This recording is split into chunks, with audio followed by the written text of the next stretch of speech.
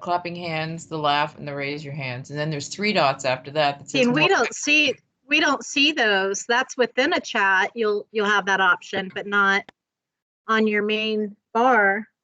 Yeah, I'm gonna log off and get back in. Maybe that's what we all need to do, the ones that don't see it. But I know when things have happened like this in the past, it's because RCIT has pushed down an update and we didn't know, and we find out in a Teams meeting. Yeah. So it might be something that they're working on and didn't realize this glitch would happen. So I apologize if that is happening to you. Okay. If so, raise your hand. You have the raise hand option. Yes. Okay, if you do need to add something, raise your hand and we'll call upon you during the public session. And make sure that if you do have questions, that those are being answered during the public session or public comment section. If you're not so that we're getting those addressed. Okay, I do apologize. I'm looking on my end as the organizer to see if it's some sort of option or setting that I can change, and I'm not seeing anything. The alternative, Melanie, is we can have participants just email us directly. I can put my email in the chat. Oh, but if they're unable to see the chat. Send them to coc@rivco.org if you have questions or comments, and send them there. I left the meeting and I joined again, and I could see the chat now. Okay. All right, so for those who can't see the chat, log back out and then just click the link and come back in. I'll give like another 2 minutes. I do want to make sure that we start. We got plenty to cover today. But again, I'll give everybody just a minute or two to log back out and log in to give them the options of the chat box. And again, if it still doesn't work, please email us at coc@rivco.org.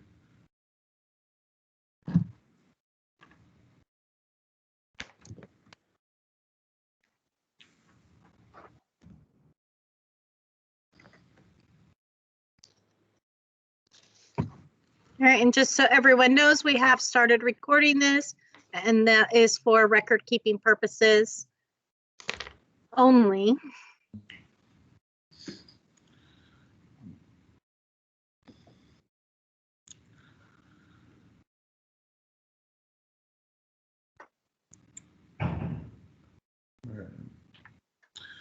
Okay, it looks like we have a steady amount of participants. It doesn't look like anybody is coming back in. So, oh, here we got a couple people. We'll wait one more minute. All right, and as everyone logs in, I'll just remind you, please make sure to put your attendance, put your name and organization in the chat box so that we can capture your attendance at the CoC meeting. That's very crucial if your organization is trying to obtain voting privileges, that we are noting your attendance at the meeting.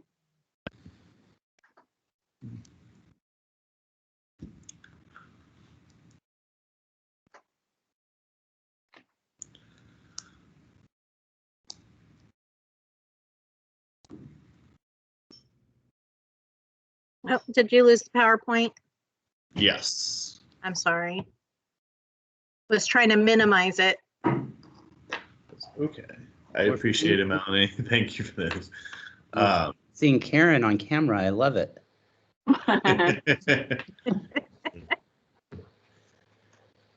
Greg, I saw you snuck in here. How you doing today? Good, thanks. There you Greg, go. is that a virtual background? It looks so real. No, it's our new conference room. Oh, I was like, oh my gosh, that's so nice. It is real. No, it's not. It's virtual. Oh, you got me. Greg, that was really good. That was a great job. And Karen, it's so nice to see you.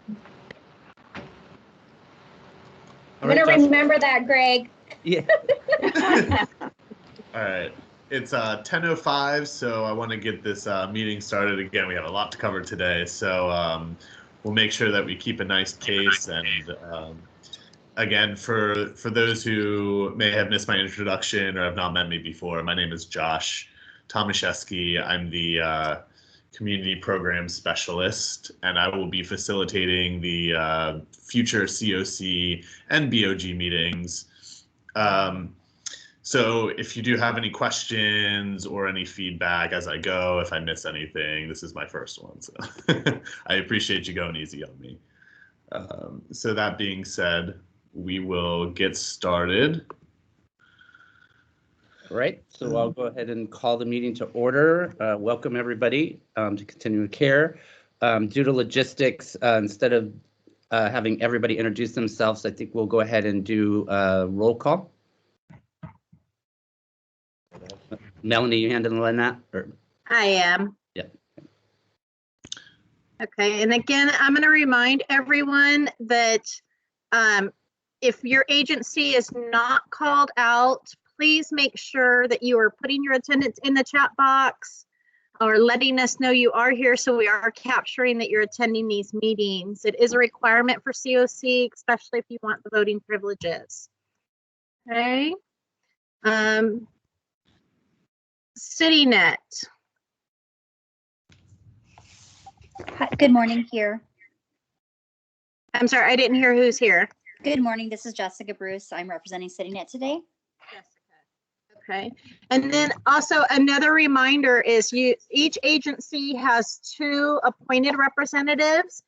We've been working to update those letters. If your agency has changed over any staff or have new representation on the CoC, that you do get those letters of appointments to us. I can send those out if needed. If so, just let me know in the chat box or send us an email at coc@rivco.org to let us know that your appointed representatives are changing, because only the attendance of your appointed representative will count toward your agency's attendance at the meetings, okay? City of Corona. It's Denzel Maxwell, representing City of Corona. City of Eastvale.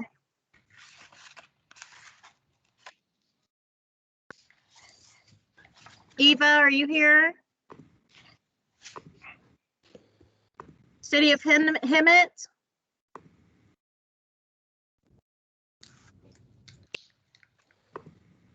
City of Lake Elsinore, Nicole Daly, are you here? If you're unable to unmute yourself, you can also put it in the chat box, which we'll go over and record those after the meeting.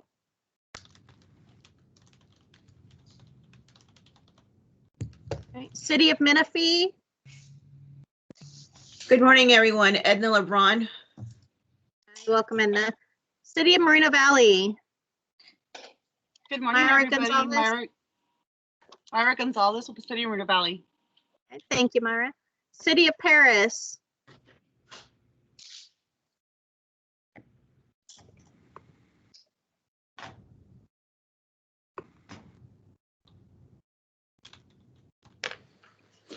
City of Riverside. Michelle Davis. Good morning, everyone. Good morning, Michelle. Good morning.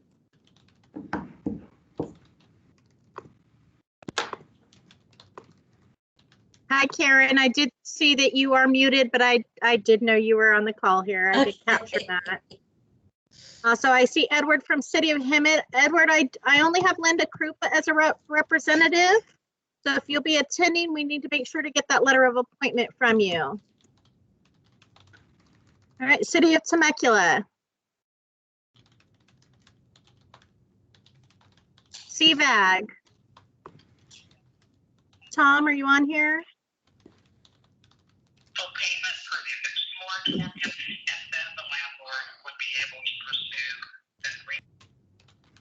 Remind everyone, unless you're presenting, please mute your mic or that you're called upon. Jim Bolus, are you here? Yeah, hi everyone, I'm here, Jim Bullis. Hi, Jim. CVRM. Hi, Kimberly McKinney, representing CVRM. Good morning, everybody.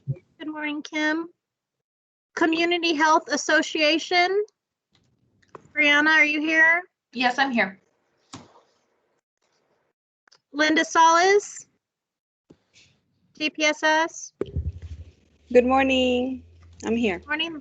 Good morning, Linda. Family Promise of Riverside.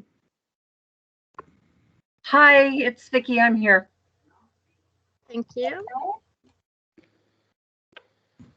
Tammy Marine, are you here? Habitat for Humanity.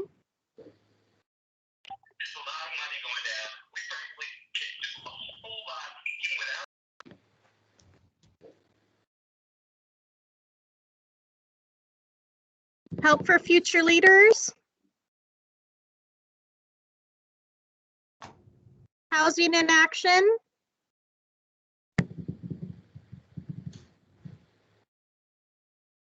Jewish Family Services of San Diego.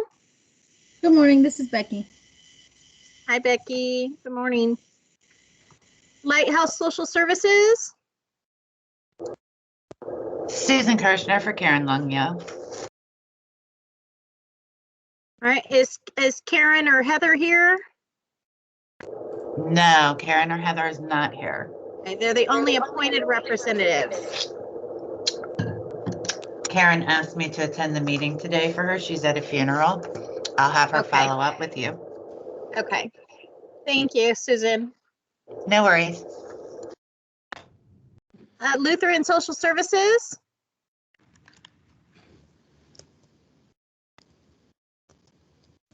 Martha's Village and Kitchen. Rosa Verduzco with Martha's Village and Kitchen. Thank you, Rosa. Mercy House.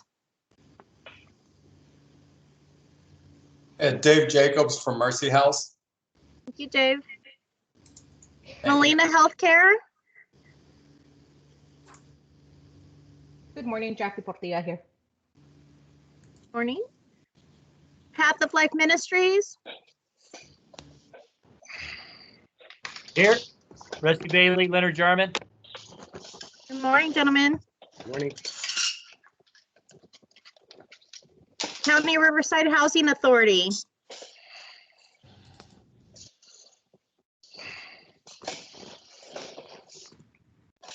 Marcus Dillard, Gina. All right. Melanie, this is Heidi. I'm here representing. Hi, Heidi. Hi. Stefan, RCOE. Stefan McPeace, County Office of Education. Good morning. Good morning. Riverside County Sheriff's Hot Team. Good morning, Deputy Joseph Laura. Good morning, Joe. This will be your last meeting, right? Yep, gonna miss you guys. We'll miss you and Alicia as well. Behavioral health.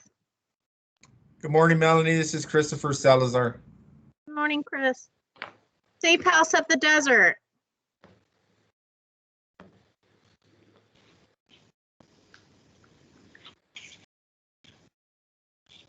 Shelter from the Storm. Hi, it's Angelina Co. Good morning. Morning, Angelina. Morning. Swag.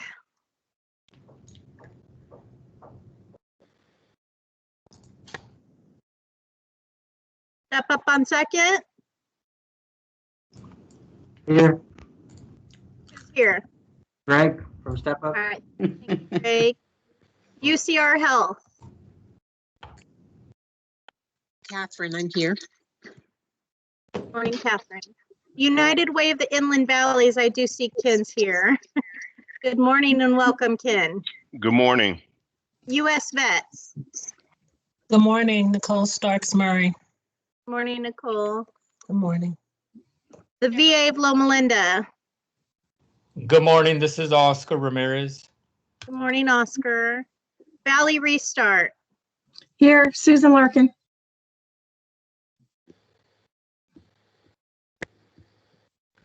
All right, that's who I have for voting members. Is there any agency that is represented that I did not call that you want your attendance captured? Please make sure it's in the chat box If you're unable to put it in the chat box, please unmute yourself and let me know.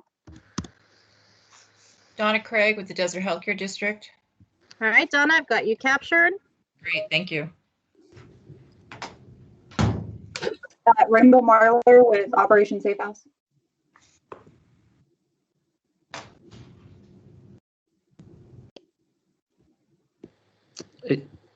Is Rainbow not a voting member yet? No? Yeah, I got them. Yeah, I thought so. Okay. Yeah, Sandra, I think Sandra announced herself.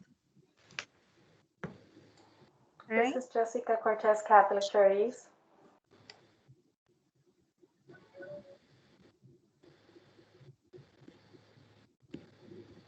Not seeing any other hands, Melanie, so I think we got everybody. Melanie, did you get my organization? This is Emma. Emma, yeah, let me. Carol Alba, Carol's Kitchen.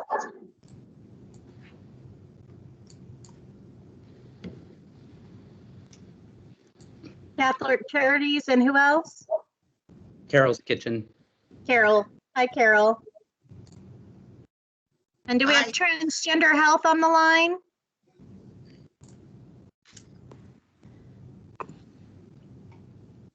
I don't see Tommy, no. Sorry, am I transmitting now?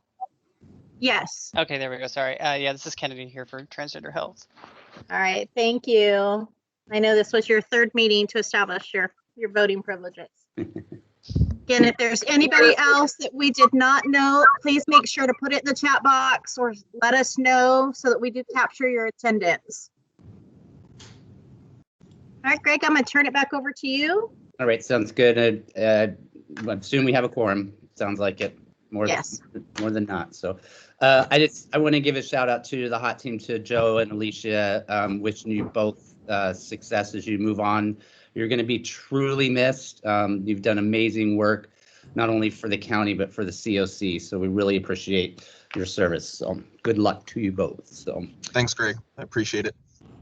With that, we will move on to item number 2, approval of the minutes. We have 2 sets of minutes, one from December 9th, and then a special meeting from December 14th. So I will entertain a motion to approve the December 9th minutes. Move to approve. And when you if you move to approve and when you second on any of the action items, if you could please state your name. Karen Roper, City of Corona. Thank you, Karen. And I'll second. Jim Bolos, I second. Thank you, Jim. All right, any questions or discussion? And for those on the phone, just it's *6, correct, to unmute. And then others that are online, if you raise your hand during any of the discussion points or comment period. I don't see any hands raised or hear anybody on the phone. So we'll do a roll call vote.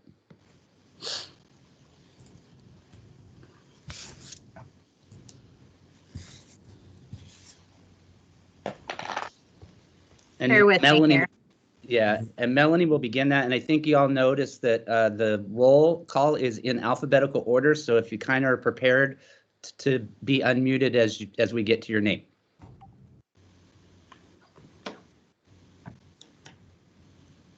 Sorry, I'm trying to share so much on my screen. It's hard to see here. Now get it together, Melanie. Come on.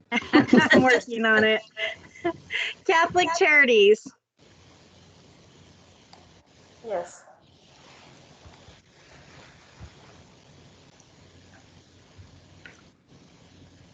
Emma, Animal Services. Yes. CityNet.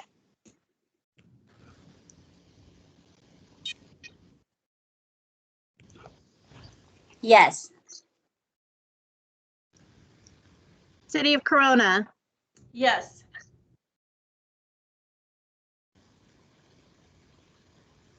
Linda Krupa, you're here? Yes, I am. Okay. Linda? Yes. Nicole Daly, did you join us? Edna? Did you say Edna? Yes. City of Yes. Menifee? Yes. City of Moreno Valley? Yes.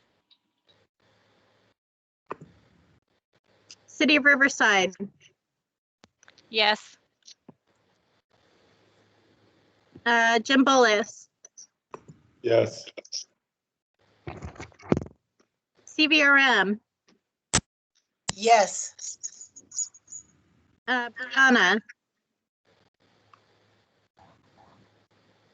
Brianna Easton? Yes. DPSS? Yes. Family Promise?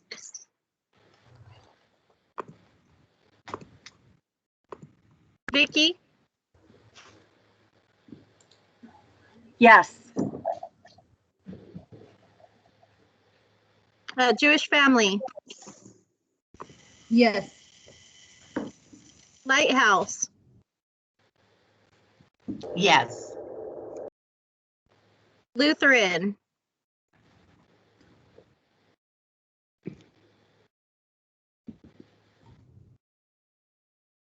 Martha's? Rosa? Yes. Melina? Melina Healthcare? Jackie, are you there? Yes. Operation Safe House? Yes. Path of Life?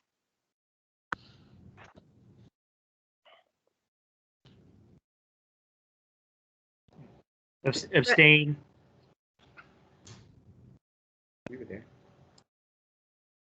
RCOE? Yes. Sheriff's Hot Team? Yes. Behavioral Health? I abstain. Shelter from the Storm? Yes.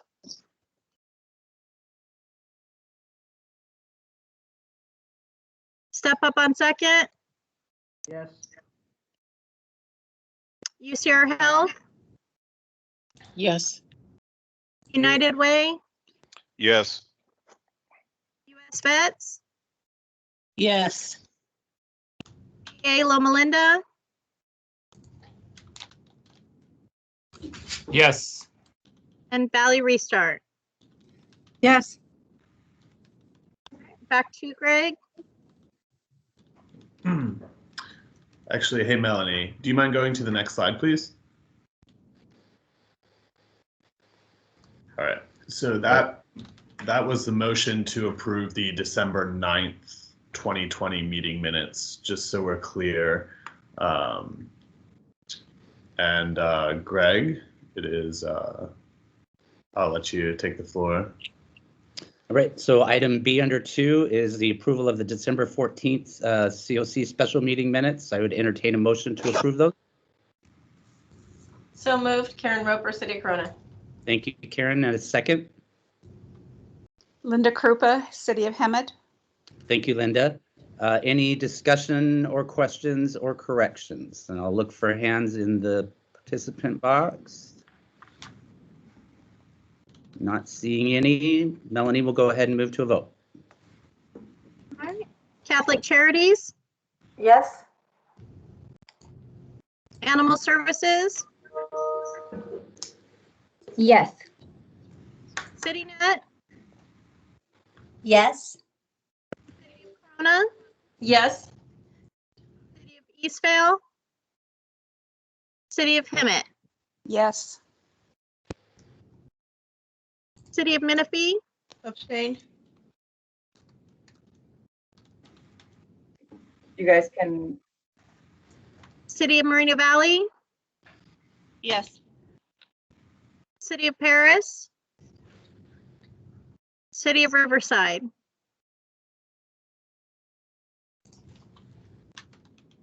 Michelle, Hafsa? Yes, sorry, mute.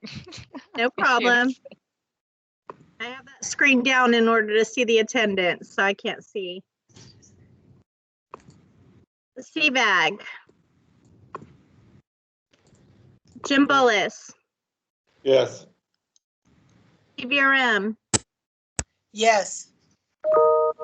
Anna, Yes. DPSS, Yes. Family Promise, Yes. Jewish Family, Yes. Lighthouse, Yes. Martha's,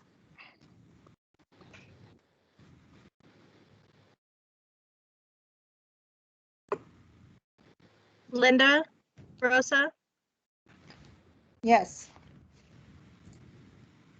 Mercy House, Abstain. Melina, Yes. Operation Safe House, Yes. Path of Life, Abstain?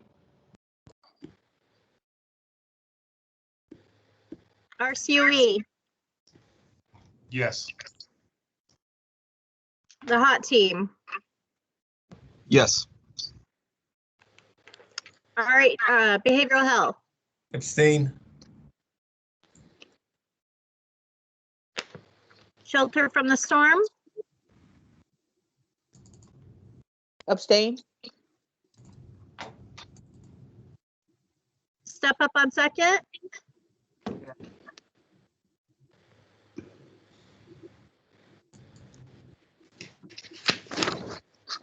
Greg, Greg Coffos, I think yes.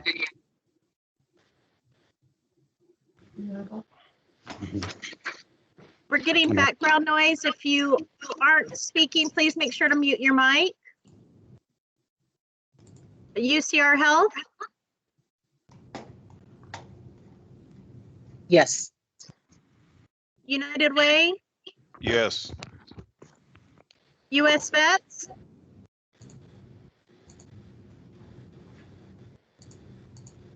Abstain. Oh, I'm sorry, abstain, okay. VA Loma Linda, Yes. Valley Restart. Abstain? Back to you, Greg. All right, thank you, Melanie. Thank you, everybody. We'll move to item number 3, public comments. If anybody has public comments, you have 3 minutes to speak. Raise your hand, or if you're on phone, dial *6 and introduce yourself. Melanie, did we have any written or requests for public comments? No. Okay, and I do not see any hands raised, of course. I see that Heidi has her hand raised. Yes, I see. Hi, Go everybody. ahead, Good Ms. morning. Marshall. Thank you, Greg. I just wanted to give a quick update to all of you participating in the meeting today. The County of Riverside did receive some funding to run an emergency rental assistance program. And the state of California also has set aside some funding for our county jurisdiction. And so for additional information, I will ask that anybody who is interested in accessing these funds go to unitedlift.org. It is our plan to be ready to launch sometime in early March. I don't have the exact date just yet because we're working through the state system to try to coordinate a better approach, a more unified approach. But if any of you have any questions, you're welcome to reach out to me directly. My telephone number is 951-955-1309, or my email I will put in the chat box so you have that and you can email me or refer any clients to unitedlift.org. Thank you. Thank you, Heidi. And I just posted the link in the chat box to United Lift as well. So, all right, I see a hand from Vicky from Family Promise. Hi, it's Vicki, Family Promise. I just wanted to mention that we have 4 to 8 openings on our board. We're actively seeking new board members. So if there's anybody that's interested in getting on the board, our mission is to house homeless families. I will put my email in chat. please do send me an email and I'll be sure to get that flyer out to anybody that is interested or knows anybody that may be interested. Thank you. Great. Thank you, Vicki. Appreciate that. Emma from Animal Services. Hi, good morning. Thank you. I just wanted to give a quick update on our homeless support programs and mention that I currently, and actually in the month of January and to date, have 4 individuals that we're assisting with temporary boarding through CityNet referrals in our Harupa Valley facility. And I have two animals that belong to one owner at our Coachella Valley facility that were referrals through the HOPE team. So wanted to share that information and also just remind everyone of the resource that we have available. I am the direct contact person. So if you have a client that is going into a treatment program or is in bridge housing and in need of temporary pet boarding, please let me know. Thank you. Great. Thank you, Emma. Thanks for all your work too at Animal Services. You're doing an amazing job. So. Thanks, Greg. And I see Hafsa. Hi, good morning, everybody. Just a very quick comment. I want to let everyone know that the City of Riverside's MAP Home project, as you know, the Massachusetts Action Plan, is coming to a sunset. This is the last week. And so I just really want to thank CityNet working very, very hard. Majority of the individuals have been connected to tenant-based rental assistance. As you know, this was a over $2 million project that we were able to approve with our council and mayor at the time. Thank you so much in moving the individuals on Massachusetts, the biggest encampments we had. So if there's any additional shelter beds, I know Path of Life has been working with CityNet, thank you so much, or any additional occupancy, it will really help individuals. I would encourage you to CityNet to continue to work with any of the partners on this call. Thank you so much. Thank you, Hafsa. Appreciate that. Karen. Yeah, just a quick shout out to Emma, and wanted to let you know, Emma, that I'm so excited to tell you and the rest of the Continuum of Care, our Harrison Shelter is under construction for the Lowberry Shelter and Multi-Service Center. And the dog run is starting to go up. It's going to be pet friendly. So when you were talking about all the great work that you were doing, I just wanted to let you know we're so excited. I can't wait for you all to see it. So anyways, super excited that it's going to be pet friendly. That's all I had. Thank you, Karen. I am not seeing any other. Oh, Jim. Yeah, hi, thanks. We're putting together an Inland Empire Youth Advisory Council. We had our first meeting, and so if you have any active young people that aren't spread too thin, that you want to encouraged to be involved, definitely let me know. Or if you want to be involved, we're looking at youth adult partnerships, and it's a collaboration between San Bernardino CoC and San Bernardino County and Riverside CoC in Riverside County. So this will give us a lot more weight on a statewide and federal level. So great, contact me. Thank you, Jim. Appreciate your work on that as well. All right, I'm not seeing any further hands. Actually, I'm sorry, David Jacobs. Yes, good morning. Just wanted to say thank you to the young lady who brought up the help with rent. I have some residents here that are struggling in that area. So if anybody knows of any more resources, we've gone through Connect IE and run into roadblocks there. So if there's any other resources that anybody knows about for rent and also for like food and things of that nature, please reach out to me. I'll go ahead and put my information in the chat, and you can reach me, Dave Jacobs, at Homefront at Camp Anza, 951-689-0839, and my email address is davidj@mercyhouse.net. Thank you very much. Thank you, David. All right, any further public comments? Seeing none, we will move on to item number 4, old business. Item A is the CoC charter revisions. It's hard to believe we're finally getting to this, but I want to thank staff for all their work on this. I really want to give a shout out to Susan Larkin too, who gave us some really great suggestions through this whole process. So thank you, Susan. I'll turn this over to Laura. Yes, good morning, everybody. This is Laura Gonzalez. Greg, I wanted to make a quick request. We have a presenter today, Joe Coletti, who's presenting new business 5A, the inventory of homeless persons by city. Unfortunately, he does have a scheduled conflict and requested to go first. So would it be okay if we went ahead and gave him the floor to conduct his presentation? Absolutely, I'll make that decision as the chair of not hearing any major objections or any hands raised. I don't see any, so we'll go ahead and move to 5A, inventory of homeless persons by city. Joe. Thank you. Does he have a PowerPoint we need to pull up, or? There's slides on his Okay. presentation. We're moving in. Yeah. Thank you, Mel. You're welcome, Laura. Let me know when I get to it here. Okay, keep going. Okay. Thank you, Laura. Thank you, Greg. This is Joe Coletti, Urban Initiative. Next. One more. Sorry, one more. There we go. There you go. Okay, go ahead. Go ahead, Joe. Okay, sorry. Thank you. So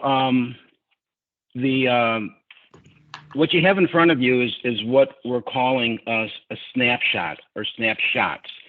And this is what Urban Initiatives, what we put together in response to several COCs saying, okay, we're not doing a 2021 unsheltered count, but, you know, is there anything that we could still do that kind of gets in touch with, you know, what's happening out there in terms of homelessness?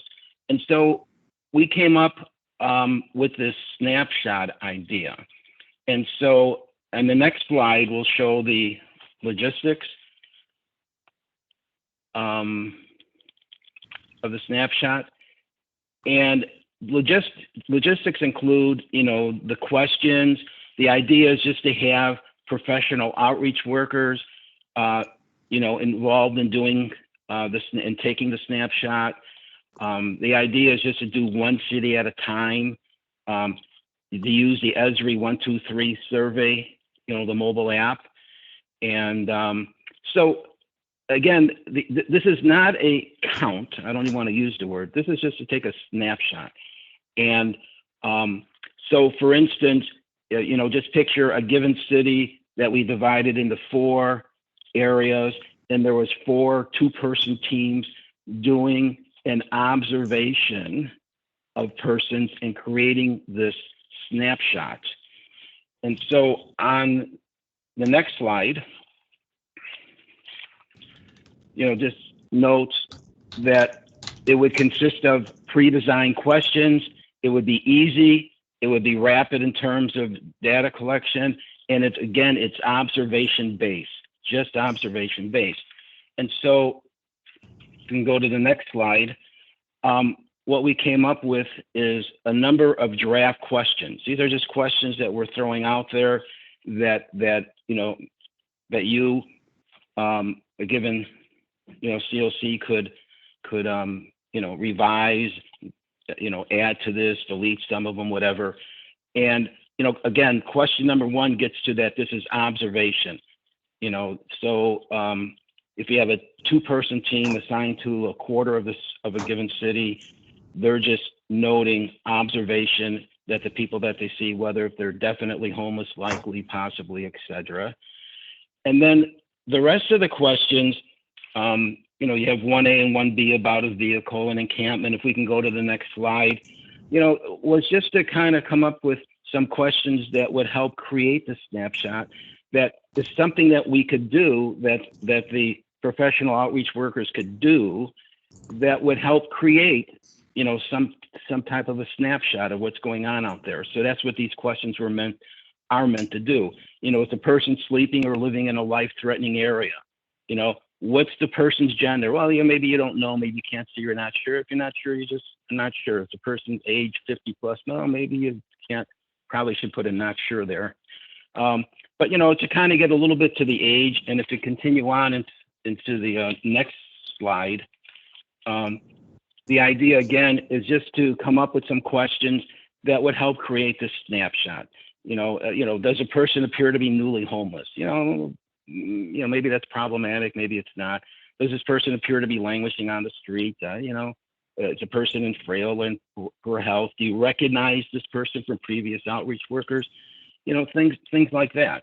And maybe there's a question or two that would be worth adding. There's the one about pets, but if you have something that you want to add. So again, this is just meant to take a snapshot, and it's not a count.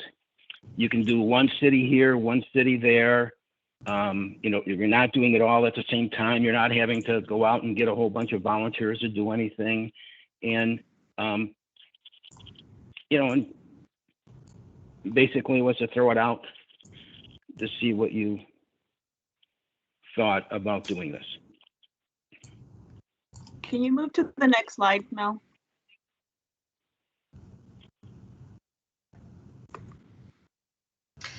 Joe, it's Karen Roper. I was hoping maybe you could let our Continuum of Care know how the other continuums of care are handling this. If it's consistent in terms of our Southern California Collaborative, might be helpful for our members. Now, when you say this, are you talking about the idea of doing a snapshot, Karen, yes. Or are you talking about? Yes. Oh, yeah. Well, in the conversations that we've been having, I would say, there's a handful now that are considering it. San Bernardino, I think it's seriously considered doing it. Ventura seriously considering doing that. Others, talk to, San Diego, Orange County. Others, further up, like in Merced County, some of the Central Valley COCs, like Merced, seriously thinking of doing it. You have, and then so like in San Bernardino, we just had a conversation yesterday, and it was like, well, let's try it. Let's take a city or two and see how it comes out. If it's worth continuing, we'll continue. If not, we won't. It looks like Susan Larkin has her hand up for a question. Of course. Okay, so I have a couple of questions. Mike, I know this is really touchy-feely, fuzzy, and we haven't made any decisions, but my questions would be, what outreach teams would do it? Can the CoC preview the survey? And how would we prevent duplicates and or city padding? So my concern is, what would we use the numbers for? And would there be an issue with under surveying? I don't want to use the word count, or over surveying, or duplicates, especially if we're using different outreach teams in different cities. So just curious. So if I can just respond, Susan, to your one question about duplication. The idea is that if you have a given city divided up into 4 areas, you have 4 two-person teams actually assigned to their area. The duplication is prevented by having that same two-person team in that same area, knowing that they counted that person earlier that day, earlier during the time period and not now. You don't have others going on. And so you're doing a city at a time. And so, it's possible that if you do one city 1 week, another city 2 weeks later, that the same person could be counted in each one. But that's not the idea. It's not a homeless count. You need to be concerned about duplication, and you need to deduplicate, even though we probably all know that duplication is small in terms of a factor anyways. But again, this is a snapshot,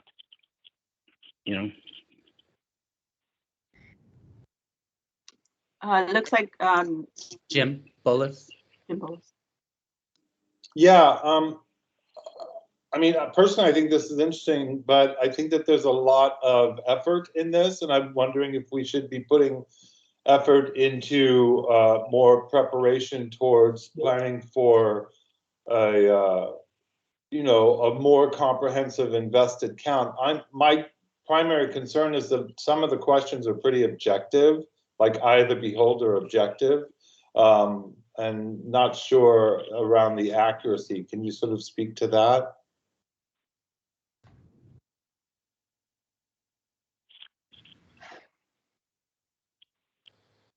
Joe, or Yes. Well, the questions are kind of shaped by us, and some may make sense and some may not. They are objective. In terms of effort and everything, I would just say that like with San Bernardino, I said it a few minutes ago, they're going to try it out on a given city or two. Let's see what happens. Let's see if it's worth it.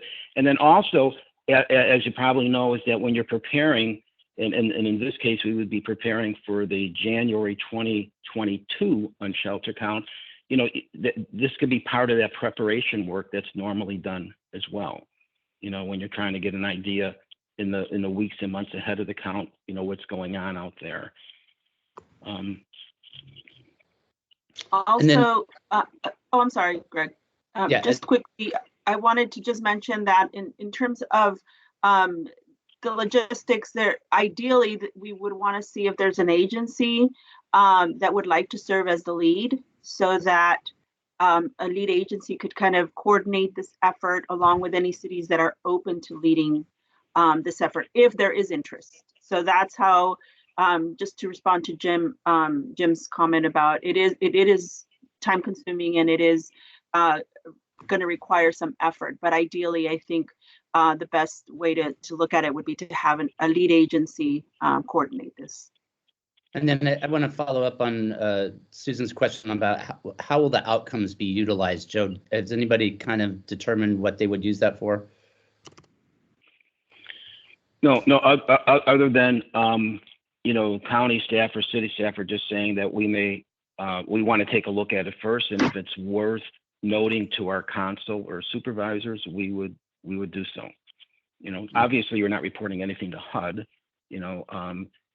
like you do on a count or something, and you're taking a look at it ahead of time. Don't forget, by using Esri 123 survey, you can, get in terms of geography, you kind of get a look at things as well. And so the idea is just to kind of see what this looks like, and I would urge you to do the same, is that if you, just to try it out, and see what happens. The idea is not to do a comprehensive snapshot of everything in the county. I mean, you could if you want. The idea is that a few given cities, perhaps, maybe that's it. If you looked at your homeless count data, probably 4 or 5, maybe 6 cities have maybe 2/3, maybe even 3/4 of the county's homeless population. Good point. So I've got a few other comments or questions here. I'll start with Dr. Chang. Oh, thank you, Greg. And I'm so sorry. Could you go back one slide for the actual questions? I apologize. No Thank problem. you. So I guess follow up on Mr. Bolus's question, that at least from perspective I've had, some of these questions seem potentially subjective based on who's asking the question. So I wonder, languishing in some hands, in some sense, it's a slam dunk one way or the other, but in another case, it's sort of open to interpretation. And I know from the behavioral health side, there is some discussion in our association around that piece. So the question more along the lines of the possible subjectivity of some of these questions and how that's being addressed by those COCs that are considering this or pursuing this.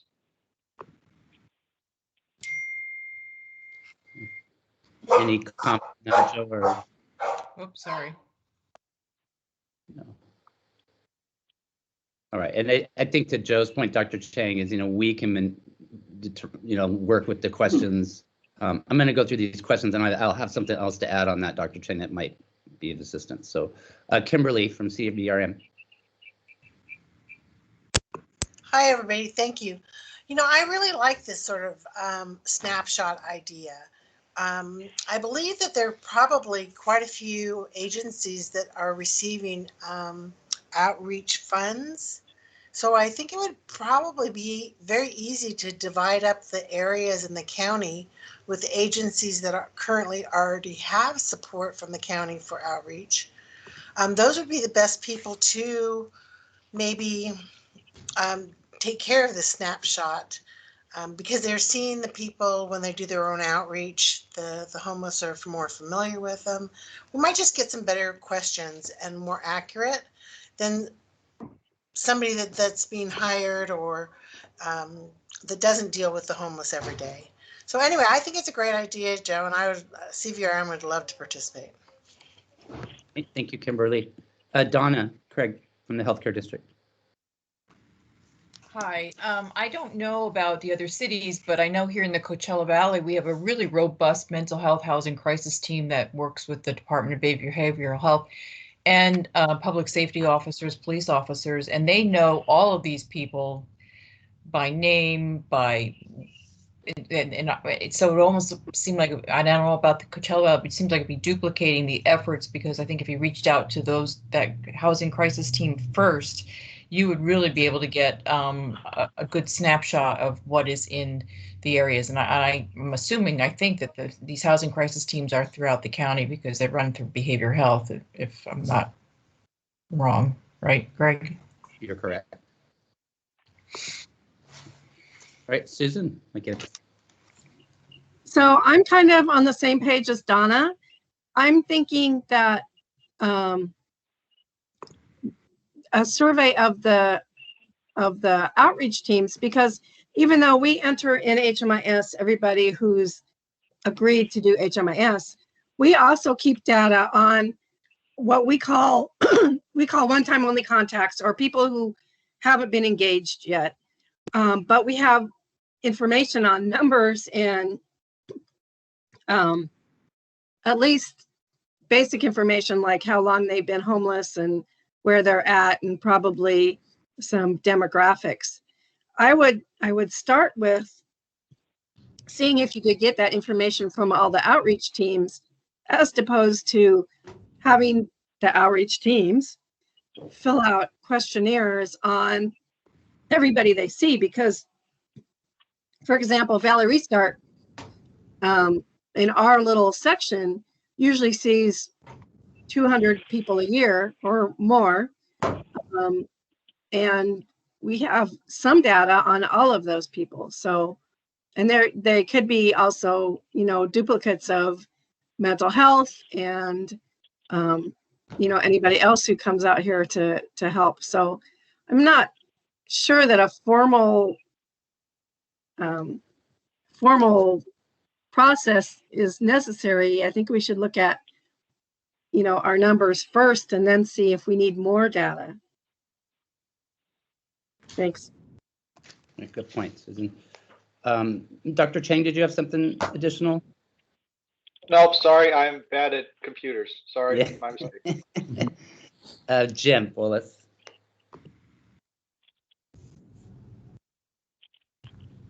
Jim, did you have something additionally? You're muted if you do.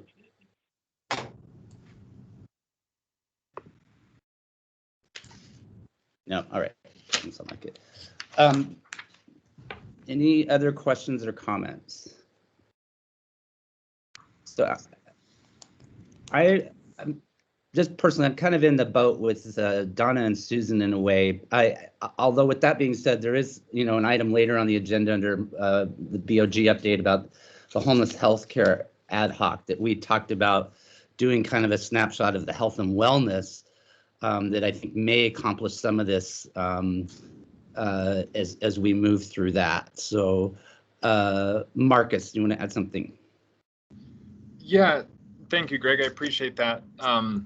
I would second comments I think made by Donna and Susan, and also our director, Dr. Chang.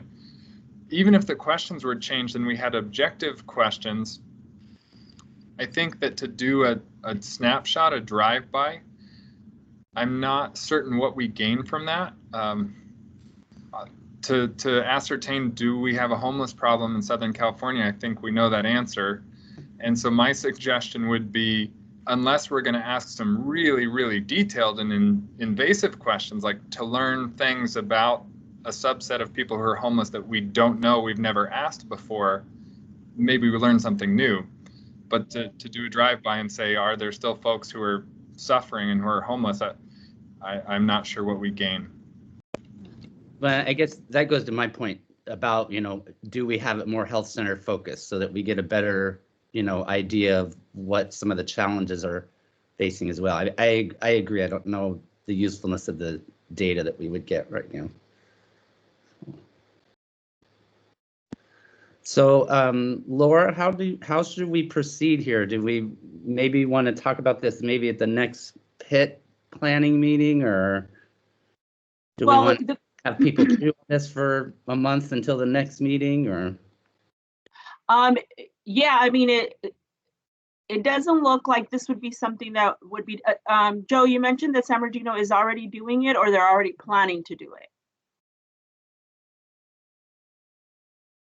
He might have had to jump off, but yeah, this is something that, hi everyone, Tanya Torno. Planning on doing it. Yeah, so yeah. Can let you know how it goes with them. They, like I said, they're going to try it once or twice and they may not find any value to it, or they may find value. And so they may try it once or twice in a city and then stop. I'll let you know how it goes with them. Yeah. Okay. So we'll follow up with Joe and ask him to keep us informed on other counties that are doing it, and then bring back an update to see if there's an update for the next meeting. Sounds good. So, Thank Joe, you, everybody, for your feedback. Yeah. Sure thing. Thank you so much for joining. I appreciate it too. Sure, Greg. Sure, Greg. Mm-hmm. And Jim Bullis also added another comment in the chat, just making sure we acknowledge that as well. Yeah. Thank you, everybody, for your feedback. Okay. All right, so we will move back to item 4A. Laura, I'll turn it back over to you for the CoC charter amendments. And yes, thank Melanie, you. If you can go back to slide 8, that will be where Laura's presentation begins regarding the CoC charter. Thank you, everybody. So just this will be short due to time, just my update. On today's agenda is recommended motion to approve the CoC charter revisions dated December 15th. We hope CoC membership had the chance to review these the red line version of the charter, which was sent out to membership last week. Just a quick, very quick timeline of where we are with this charter review.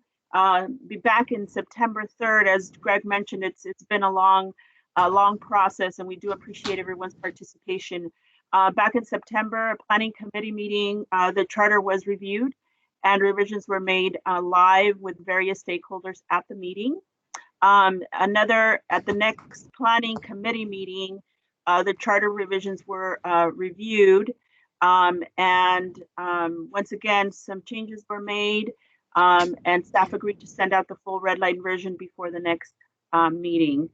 In December 14th, there was a ad hoc committee meeting where planning committee members reviewed once again policies from other counties and made edits to this charter. So this brings us to where we are now with a red line version of the December 15th meeting, and that is what you all received, hoping that you could preview the charter. We did get some last minute changes, really good recommendations from Susan Larkin that we did update onto this charter.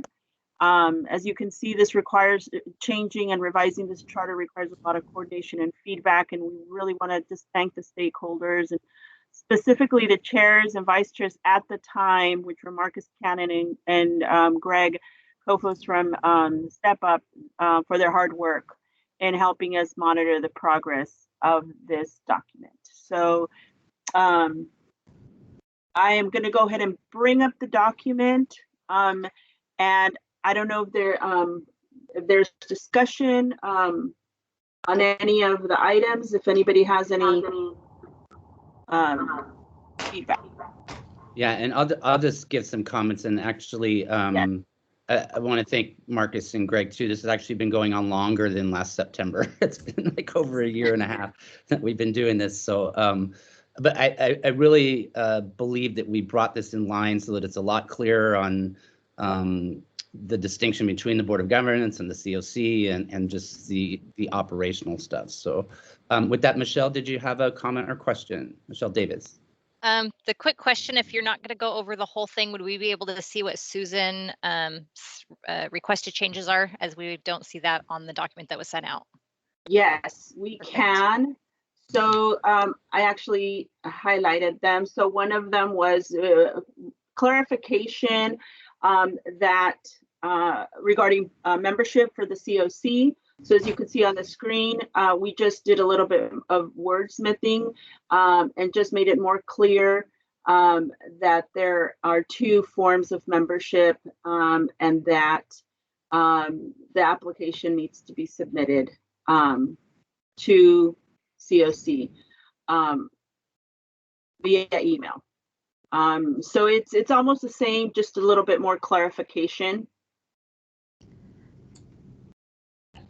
And it's the highlighted yellow that Susan submitted. Yeah, and basically that was just clarifying because that an application was necessary, because it really just had that if you emailed, you would be considered a member. So it's just making it a little bit more formal on that. So and then the next, oh, go ahead, Greg. I was no, gonna go ahead. help. I was going to say, so page 9 is the second change that was made, where we just revised some language here and made it clear that the Board of Governance reviews recommendations made by the independent review panel for the annual HUD CoC program. Susan was good in calling out that the previous version identified the Board of Governance as the independent review panel. The next change is under page 10, Article 5.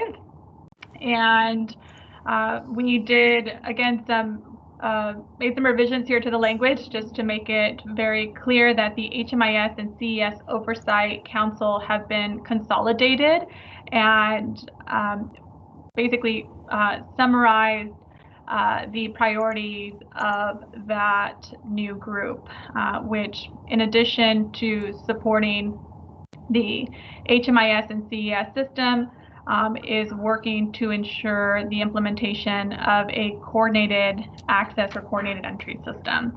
And the other change under section 8.1.1 highlighted in yellow was in regards to the standing committee meetings. And here there was a question of, well, who do the standing committees report to? And as you know, they report to you. Every meeting we get to hear updates from each of the chairs, which you will hear from the HMIS and CS Admin Council Chair Leonard Harmon later today. And I think that kind of sums up all the additional changes that were made. Thank you. Any questions on those, Michelle or anyone else? No, I just want to commend the committee and Susan Larkin for all the time and effort that they put into it. I know it's a long underhauling and we appreciate it. Yeah. Thank you, Michelle. Any other questions or discussion? All right, I would entertain a motion to adopt the recommended amendments to the charter. Michelle Davis with the City of Riverside. I make a motion. Thank you, Michelle. Is there a second? Susan, I'll second. Thank you, Susan. Again, thank you for all the work you did on this. Appreciate it. All right, if there's no further discussion, I don't see any hands raised, so we will go to a vote. Yay! Oh. It's not passed yet, Karen. Hold on. All right, so Melanie will go ahead for a vote, please. All right. Catholic Charities? Yes. Animal Services? Yes. CityNet? Yes. City of Corona? Yes. City of Hemet? Yes. City of Menifee? Yes. City of Moreno Valley? Yes. City of Riverside. Yes. Chimbolis.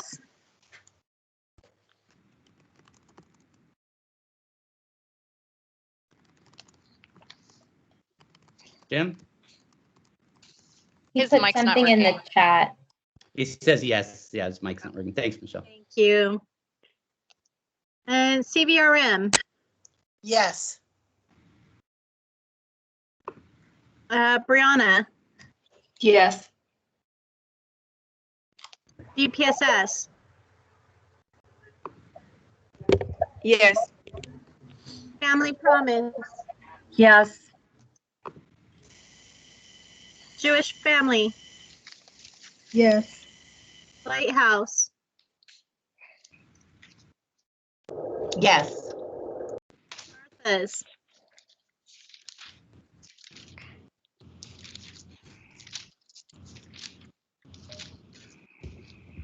Linda, Brock, Rosa.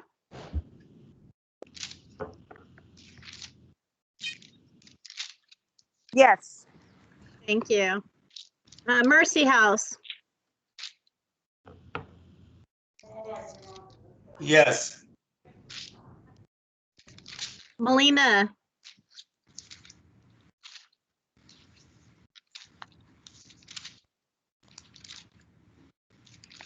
Jackie, you there?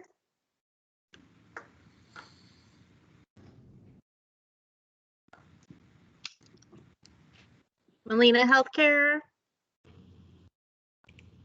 All right. Operation Safe House.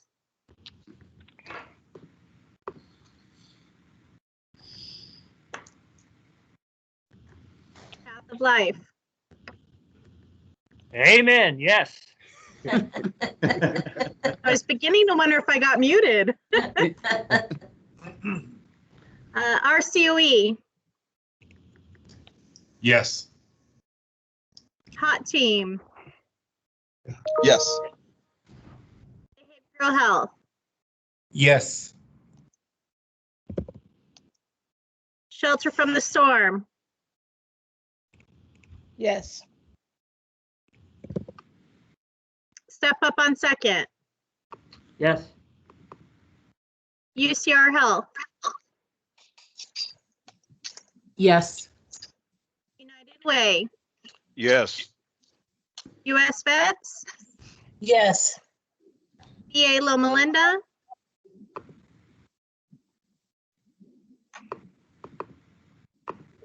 Yes. Valley Restart. It better be a yes, Susan. Oh, yes, sorry. Yes, back to you, Greg. All right. Thank you, Melanie, very much. Thank you all very much. I also want to give a very big shout out to Laura from staff. Would not have been possible without your great work. So thanks, Laura. Really appreciate it. So. Totally agree. My pleasure. All right. Item number 4B is the 2021 point in time count planning. And Laura, back to you. Thank you. Once again, this is going to be a short presentation due to time. Can I see the I don't see the slides on my screen now. Or Josh, who's controlling the slides? Oh, there they are. Okay, thank you so much. Okay, next slide, please. As you all know, we are currently conducting the 2021 sheltered count. Next slide. This just gives you a little bit of information of what we are doing right now. The point in time count for the sheltered, emergency shelters, and transitional housing projects, and the housing inventory count. Next slide. The way that we are collecting this data is through our HMIS system. And we have been in contact with all of our HMIS agencies. If you are on the call and you have not received anything from us and you do enter data into HMIS, please give us let us know so that we can connect with you. We are collecting this information from the agencies, and then the next step is to review what our agencies are reporting to make sure that they match up with what is in the system. And it doesn't sound like it's a very complicated process, but it really is time consuming. We are getting a lot of cooperation and collaboration from our HMI agencies, so we really appreciate their support and consistent participation in making sure that our data is collected accurately. Next slide. Just wanted to share some of the data elements that we are collecting. A lot of the client level data that is going to be collected that we will be able to use to report our sheltered members. Next slide, please. We do have, as some of you know, a partnership with UCR. They help us in create dashboards for our sheltered and unsheltered counts. For the 2020 count, it will be, I'm sorry, for the 2021 count, it will just be sheltered data that will be reported. You can always access this link on the slide right now to look at our 2020 numbers. Next slide. And just really important that our partners know the importance of these dashboards. They're really going to help us identify some areas that maybe there's gaps in services. It really gives us a lot of information about the regions that our clients are from, family composition, et cetera. So it's good information that we're collecting through the HMIS system. Next slide. We are, because we're currently in the process of collecting data, we are also working on looking at the last year's dashboards and identifying what it is that we want our 2021 dashboards to look like, since a lot of the unsheltered data won't be included. And so we did create a development and design work group. We have met 3 times. This small group includes CoC members. We did invite CoC members that have an interest and knowledge in data analysis to join this group. We also have the UCR team as well as some of the HHPW staff participating. And once again, we are just going through these dashboards to determine what we want to report from the shelter data that we collect. The work group meets every other week, so it is a lot of meetings. It's a very active group, but if you are not able to attend this work group, you could always send suggestions on data that you might want to see us look into to make sure that they're on the dashboard. Once we come up with a draft of the dashboards, we will of course present to the CoC, let you know kind of where we are in terms of the dashboards and get feedback from all of you. But right now the work group is just building kind of the framework of these dashboards and determining what kind of analysis we're going to be conducting on the data that we collect. So the process is still ongoing. If you are interested in joining this work group, UCR's recommendation is that we keep the group small, but we could definitely take on 1 or 2 more agencies. Anyone that is, once again, has that interest in data analysis and is familiar with HMIS. I know Leonard Jarman's been very helpful because he's very familiar with HMIS and can really give us really good feedback. And so those are the types of individuals we want at the table. So if there aren't any questions, I will go ahead and finish up because we are a little short on time. Thank you very much. Thank you, Laura. Looks Kimberly McKinney. Hi, just real quick. You know that I love the data and the pig count information. I use it all the time, but it's so small, you guys. It's almost unreal. On the dashboards? Yes. Okay. So just a comment. That's all I want to say. So that's good feedback. We want these to be useful, and I know that we're going to be refreshing them as well with different colors and kind of seeing if we can make look a little different from last year. So that will be kind of in the during the process that we do this. But definitely, we can bring this up to UCR and see if there's any way that they could make them bigger font. Thank you for that feedback. Yeah, thank you, Kimberly. Right, any other questions or comments?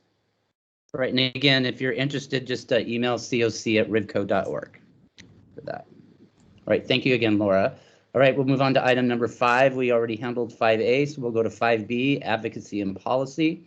We'll start with subset I1, policy, and Karen, you're going to take over here for the inclusionary zoning discussion. Yes, and Tanya and I are going to share the assembly bills. So first of all, I just wanted to say thank you to all the members of the Continuum of Care. With your approval of the charter, we can officially launch the Policy Advocacy Committee. And in the future, a lot of your roll up your sleeves, detailed work related to policy and legislation and other opportunities to focus on strategy for our continuum can be handled in that committee, and then feed information up to Continuum of Care. As you saw, it's an ad hoc committee, and if you're interested in participating, since we're going to be officially launching it, please send Melanie an email because we'd love to have your participation. So as we move forward with policy advocacy, we want to focus on being proactive about emerging legislation. We want to look at ways that we can request changes to policies and regulations that aren't serving our continuum of care, and to try to advocate for funding increases. And the structure of the Policy Advocacy Committee allows us to reach out to people like Joe Coletti, who works with the Southern California Continuum of Care Alliance, the League of Cities, and the Association of Counties. So just be thinking about that if you're interested in participating in the Policy Advocacy Committee, because we really want to take our continuum to the next level to try to address our needs. So the purpose of the agenda items right now, we have a couple of things we want to do. The first of all, we want to focus on seeing if the continuum is interested in giving the county's planning commission recommendation to include inclusionary zoning in its housing element update that is currently happening right now. The housing elements are updated usually every 8 years. So this is a window of opportunity to provide feedback. And then for the assembly bills, for 1845 and 3269, to provide feedback to Senator Roth. He reached out to our city, and I requested that if we could instead work through our whole continuum of care to give feedback, that it would be more solid feedback to the senator's office. And then also Tanya will be covering AB 71, which would be asking for your approval for a support letter in that. So with that, I'm going to dive right into the inclusionary zoning. If you're not familiar with it, it's a land use tool to increase the supply of affordable housing. And I think everybody in this continuum knows that cities and counties are struggling to meet the regional housing needs assessment mandates for the creation of new affordable housing. So you can view inclusionary zoning as another tool in the toolbox for us to get more affordable housing in Riverside County. And in this particular case, it would be the county unincorporated areas as we make a recommendation to the county's planning department. I want you all to know, for our City of Corona homeless strategic plan, when our council adopted it, one of the affordable housing strategies is to include inclusionary zoning in the housing element update. And like the county's planning department, our city is going through a housing element update, as are the rest of the cities, in line with state mandates. Wanted you to know that what I did was I reached out to the City of Irvine and got some really great information about their inclusionary zoning ordinance. And from the time that it was adopted, it helped them to create over 3,000 new affordable housing units. So it can be a great tool. So you can see on the slide before you, just quickly, some of the benefits of inclusionary zoning is that it would require market rate housing to include a percentage of affordable housing units.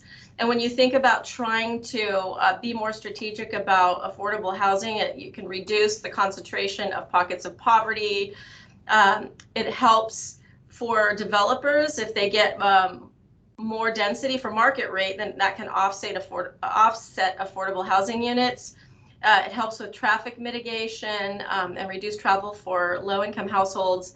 And then also, too, when you're being strategic about that, really ladders of opportunity for very low income, moderate households. And then when you're thinking about first responders, again, if you have affordable housing spread throughout the community, they're not having to concentrate their areas and their services in one area, but can evenly distribute the services. And then, as I had mentioned, what is really super important is that it can really help cities and counties to better achieve their RHNA allocation mandates. And, you know, there are different models for inclusionary zoning, and I think that's something that if the Continuum feels that this is important to recommend to the county's planning department, that instead of us being prescriptive about that they could, you know, conduct research, because there are different ways that you can do it in terms of requiring a percentage of units to be affordable or allowing the developer to pay a fee in lieu of. So there are different models. So I think for our purposes today, if the Continuum is comfortable, that we would just be making a generic recommendation for the county's planning department to consider including inclusionary zoning while it is updating its housing element. And, you know, land use is very complicated. I'm not an expert in that per se, but I can tell you I saw some fabulous results, you know, just as an example with the city of Irvine, and there are other best practices for inclusionary zoning. So are there any questions or comments? Because we would like to take action if the Continuum is comfortable making that recommendation, because there is this window of time while the housing element is being updated by the county's planning department. Yeah, and Karen, thanks for a fantastic explanation of a really complicated issue. But a needed conversation. I'm going to treat this, if it's okay, like we do letters of support, so that we don't necessarily need to go through a roll call vote. What I'd like is that if anybody has any questions or comments to start, and then we'll go from there. So Michelle. So first, I want to thank Karen and Greg for your guys' work on moving this forward. In the city of Riverside, we're also looking at the inclusionary housing program. We actually released an RFP and are in the process of hiring a consultant to do the feasibility study and bringing all the stakeholders to provide input as well. So we fully support this effort and want to hopefully see this move forward. So thank you. Thank you, Michelle, very much. Any other questions or comments? So I'm going to ask, I'm with Karen and Michelle on this, totally supportive of this, and I'm going to ask if there's any opposition for us supporting this move with the county's housing element. I'm not seeing any raised hands in opposition, so Karen, you have our blessing to move forward. Thank you so much. I really appreciate it. And I'm stumbling over myself too. My office is warm, so I need it to be freezing, so forgive me.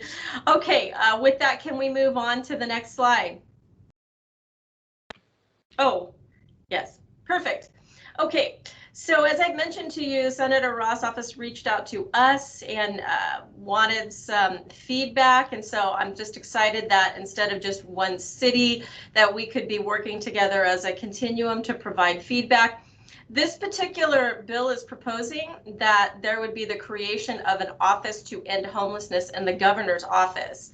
And this would be the lead entity to end homelessness in California. I'd be responsible for coordinating homeless programs, services, data, policies. It would require that the coordinating council, which already exists, be under the supervision of the Secretary of Homelessness in the Office to End Homelessness. And that secretary would be appointed by the governor. It would also require a statewide data system or warehouse known as the Homeless Data Integration System, or HDIS. It would require all continuums of care that are currently operating in California to collect data and provide it through that HDIS system. It would look to, and this is really cool, I think, coordinate the timing of release of funds and applications. for housing and housing-based services. And I'll talk a little bit more about the benefits. And also, here's another cool thing. Aligning requests for proposals, notices of funding availability, grant agreements, and whatnot. So really trying to centralize things and hopefully make it easier for the state agencies to report through a singular office and then to work with the counties and the cities and jurisdictions within the continuums of care.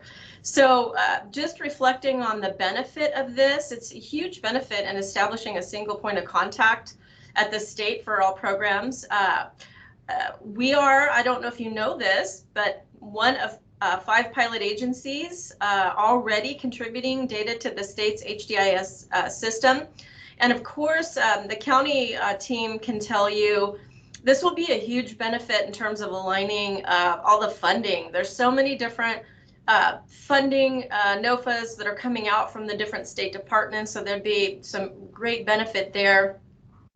And then some of our feedback, hopefully we would have the benefit of seeing that data and looking to see how we trend with other continuums. And then the bill has some information about reentry.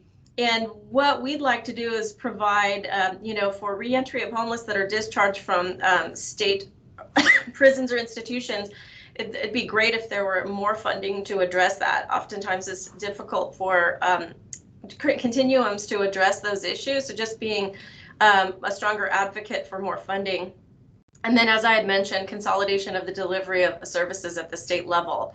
So we see this as a benefit for a lot of reasons that I think will make it easier for our continuum. So I'd like to open it up for discussion, Greg, if we could. See if anybody has any feedback, since this would also be a support. A Sure. Support with some of the caveats that you see here on the slide. Susan. So this is the first time I've heard of the HDIS. I'm wondering what type of data we contribute, and did that go through an approval process, or we just HMS just do it? Tanya, I'm going to defer to you because I know you were mentioning that we're already one of 5. Do you want to comment on that? Sure, I can comment on that. The information that is currently being shared with the state does not include any PI or PII, if I'm saying that, personally identifiable information, and is only including information about or race, age, so kind of general demographic information for the purposes of looking at how many, what the state is trying to look at is, how many clients, well, one, who is experiencing homelessness, right, across the state. But secondly, what we really want to look at is how are those individuals navigating the different systems of care. So not just looking at the continuum of care, but also the state is looking at integrating other systems, other departments such as Children's Services Division, looking at cash aid, how people access cash aid and Social Security and other types of benefits. So the information that is currently being contributed, again, is very general. It does not include any PI information. And similar to what Laura shared in regards to the dashboards that we create on a local level, that is, once this pilot is complete and the state makes a decision to move forward with that platform, we would then see similar dashboards that would display this type of information. Well, and maybe, Tanya, as we're moving forward with the next phase of the strategic plan and looking at an assessment and the discussions that we're going to be having with the Continuum of Care and the Board of Governance, there can be a little bit more discussion on the pilot and what this means going forward if this particular bill does pass, because obviously we don't want duplication. We want to be able to, and we want to be in compliance with state requirements. So That's a good point, Susan. Certainly we'll have opportunities to share more information in the future for sure. Yeah, and even if this bill didn't pass, HDIS is still a system that the state is going to require under the Homeless Coordinating and Finance Council. So Linda Krupa. I'm sorry, Greg, can I ask how long we've been doing this? Yeah, go ahead, Susan. How long have you been contributing? Yeah. Sure. I believe the pilot started, the discussion of the pilot started probably early last spring, I want to say May or June. And in regards to the data contribution, at this point, we've done one export, and that was done December of this last year. I support it, but I think it should have gone through the CoC for a blessing. Thank you. Thank you, Susan. Linda. Yes, my concern when I see anything about another office to end something in the governor's office creates another level of bureaucracy, and also has the ability, or sometime in the future, endless unfunded mandates and loss of local control for cities and counties. Well, I haven't delved into this, and I'm not sure where the League of Cities stands on this. I am a member of the League, and it always raises a flag in my mind that we need to be very careful of what we buy in on and what the end result is, so that we don't have the unintended consequences in the negative. Thank you. Thank you, Yeah, Linda. that's good feedback. I think what we were hoping to do was to weigh in on what we see as the benefits of it. And I think that's what we need to discuss as a continuum, because I agree with you wholeheartedly, because it is oftentimes can seem very difficult with the bureaucracy at the state level. I think, you know, when you look at how our local continuum of care has consolidated a lot of things to make it easier for the cities and the nonprofits. I think that's the goal here, is that there's an acknowledgement that it's very difficult for the counties because of all of the different agencies. So what we were hoping to do was to weigh in on, you know, that it's nice to have a single point of contact and to be at the table to provide feedback about benefits, like, for example, more funding for reentry of homeless discharged from state prisons. So we definitely want to get feedback overall from the continuum if we feel that this is something we want to, as part of the letter of recommendation, just give feedback as opposed to oppose or support. We should really talk about that, Greg. Yeah, and if I could add to that, Greg. Go ahead, Linda. I also sit on the Riverside County Division Board for the League of California Cities, and we will be having a meeting the second Monday of March. And I will bring this up as an item for discussion to get the input from other cities in Riverside County. So I can report back to you on that, what discussion we have and where the feelings of the other electeds are in Riverside County. Great. And Linda, I'm with you on creating bureaucracies. I can't stand it. We already have one called the Homeless Coordinating and Finance Council.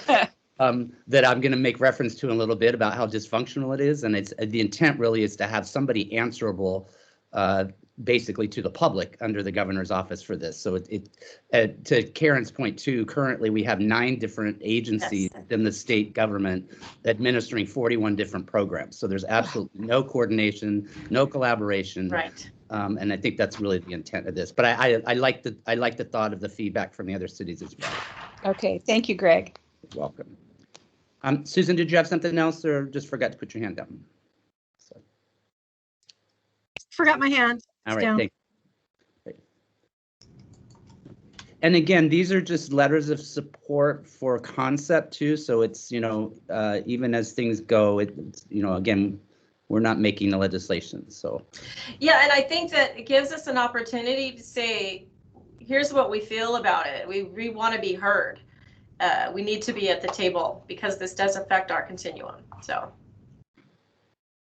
Okay. So if there's no major opposition, we'll go ahead and submit a conditional letter of support. Okay, I'm not seeing any. Okay, if we want to go to the next item, 3269.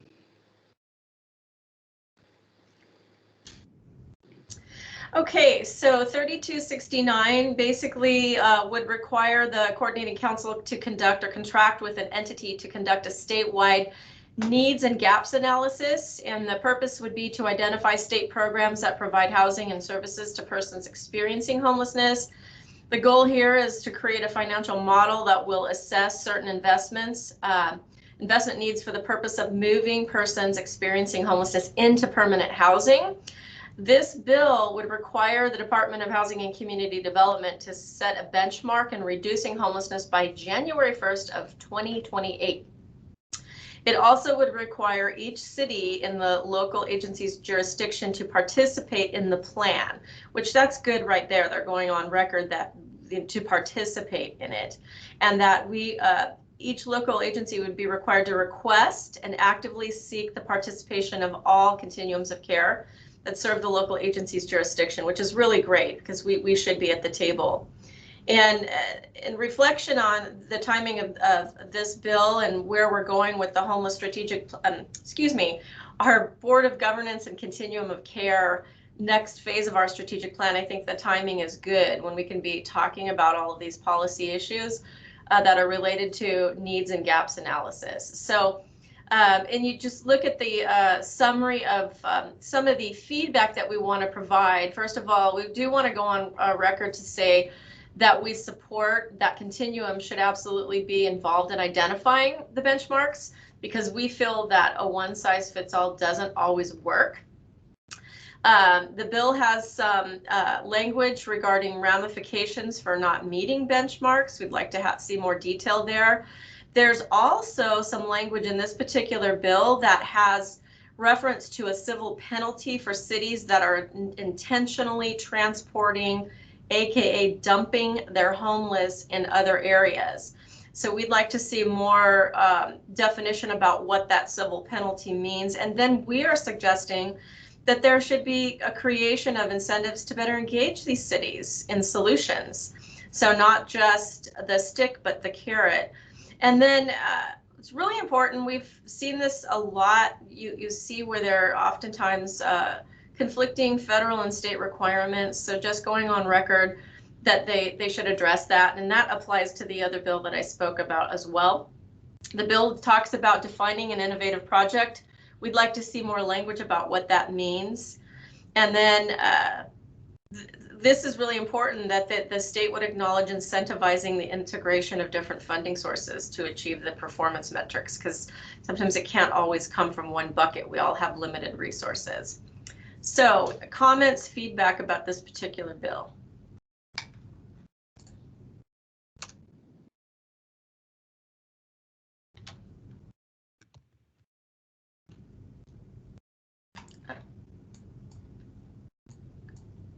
Greg, I can't hear you. I think you're muted, Greg. I was on mute, so I was just saying, this is, I like the approach on this because it really is more questioning about what the bill does and what the bill doesn't do and how it will definitely benefit the CoC.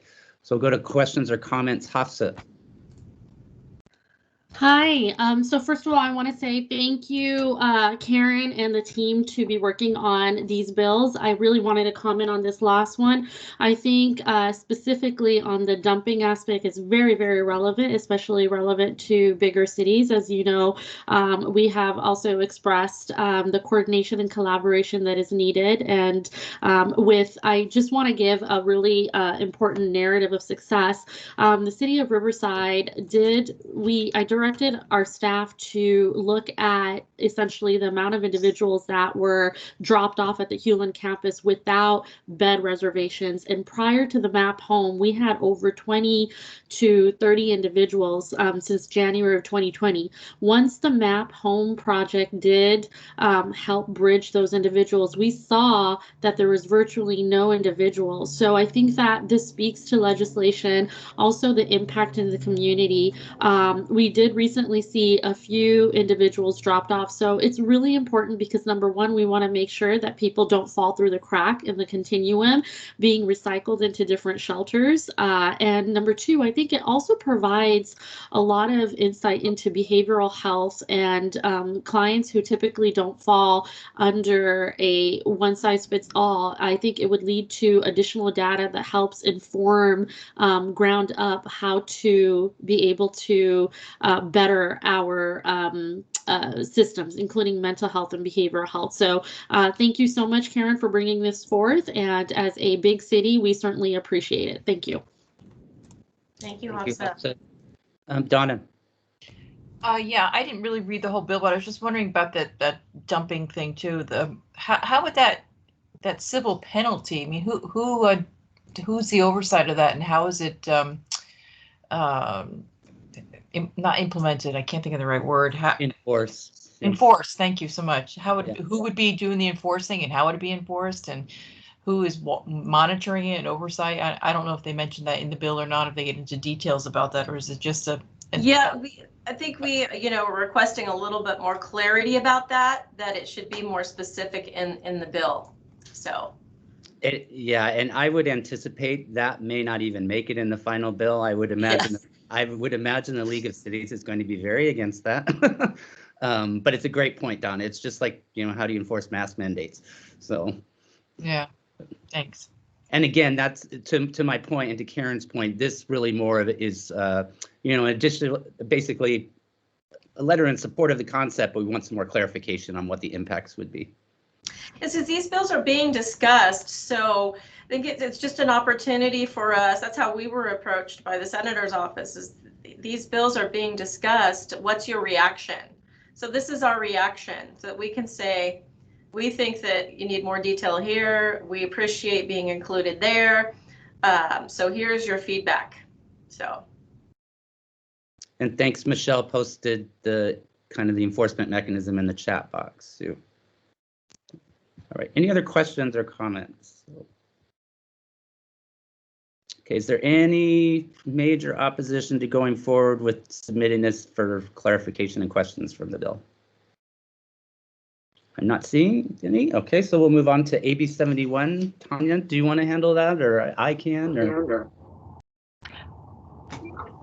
You know what, Greg? I had prepared to do that, but if you would like to, I am happy to hand that over to you. You go right ahead. All right. So Assembly Bill 71 provides a statewide homelessness solutions program. When we were reviewing this bill, we noted 6 kind of important points, but I think that the best way that we can describe it is that it creates a permanent allocation similar to what we know or can relate to when we look at HUD on the federal level and the committed dollars that we get on an annual basis that support our homeless programs. So this is a state effort to do just that. The state would be looking at allocating approximately $2.4 million annually to support such program. And again, this would be a first of its kind. You all know that in the last few years, especially starting in 2018, the Continuum of Care began receiving funding from various state-funded programs, which include HEAP, HAP, CASH2, and others. All of those funding sources are one-time, non-renewable funding sources. And as was shared at the last Board of Governance meeting, many of those will be coming to an end because I think some of us, especially me, got excited after seeing versions 1 and versions 2, but I believe our HUD consultant, Joe Coletti, kind of warned us, like, just so you know, there's not going to be a version 3. So this, again, would create a permanent funding source for that. Youth advocates, which I think includes all of us in the House today, like it because it ensures that there is a 10% allocation to support youth efforts. So that's major, that's huge. The Continuum of Care, each of you and our Board of Governance have certainly had conversations about wanting to make improvements on how we provide services to youth and certainly being ambitious and setting goals to achieve that effort. Overall, again, the primary goals here are to increase safety to people experiencing homelessness. And so as that program develops, it sounds like there will be an opportunity for local stakeholders across the state to provide feedback and recommendations on how to accomplish that.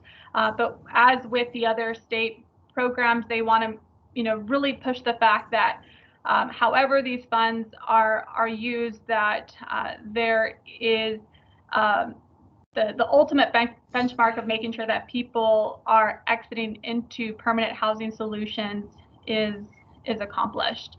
Lots of conversations at the state level about addressing racial equity, and we certainly see that language in this bill, in addition to making sure that, again, specific populations such as youth and domestic violence survivors have better access to care. So what I will add is that on the Google link that we provided with all of the supporting docs for today, we included 2 letters of support.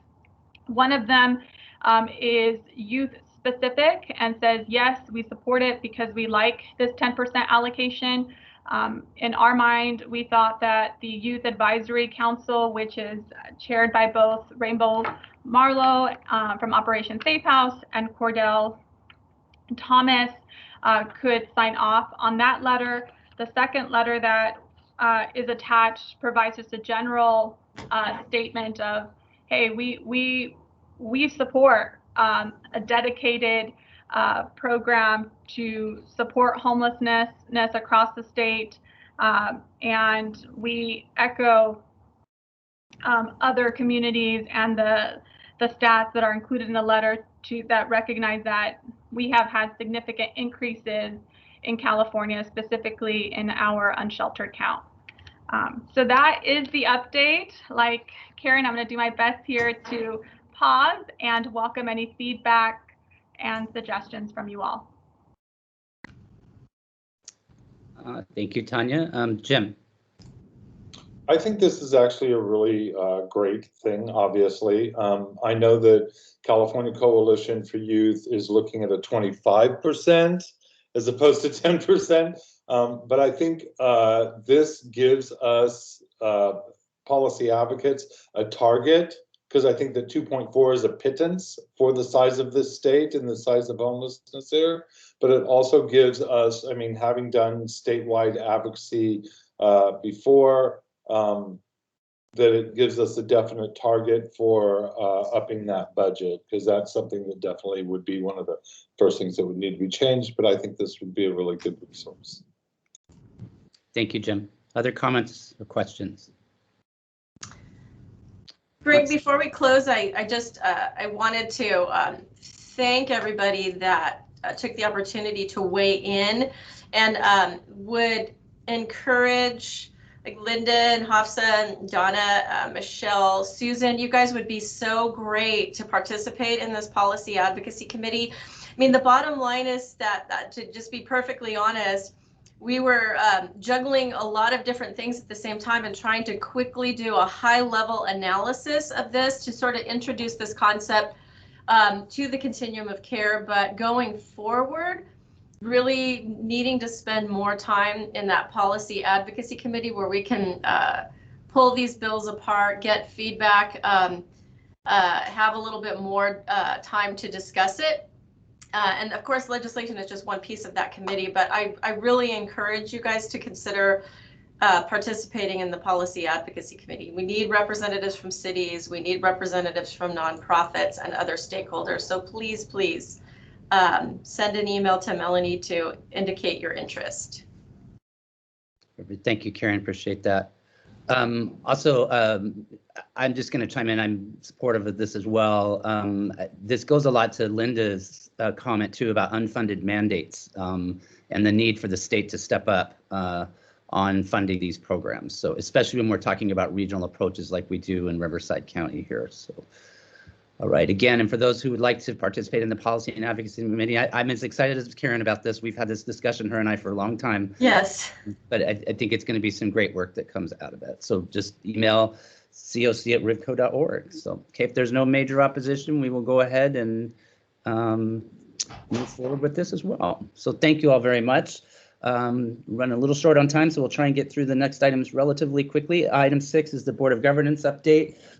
Strategic planning. The planning committee has met with LaSAR for one last time, and they are refining the strategic planning process that the committee and planning committee recommended some more concrete strategies for.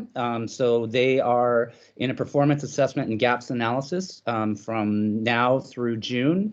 We'll be looking at a homeless strategic action plan and strategic plan being developed between April and October. So it's definitely on the move.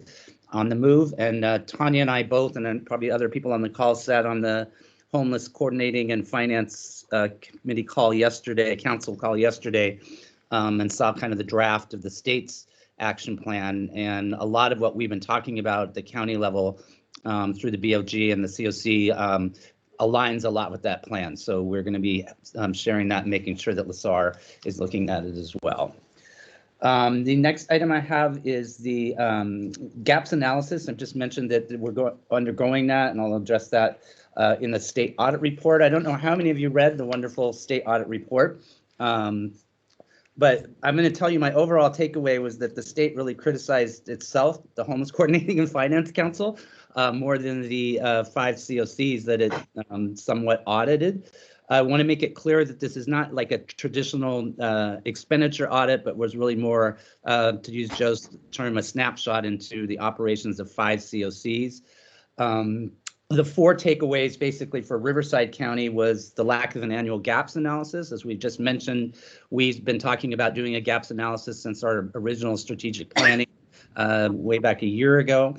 The second one was develop a comprehensive action plan and update it every 5 years. Obviously, as we just mentioned, we are under that process, and we're undergoing that process long before the review took place.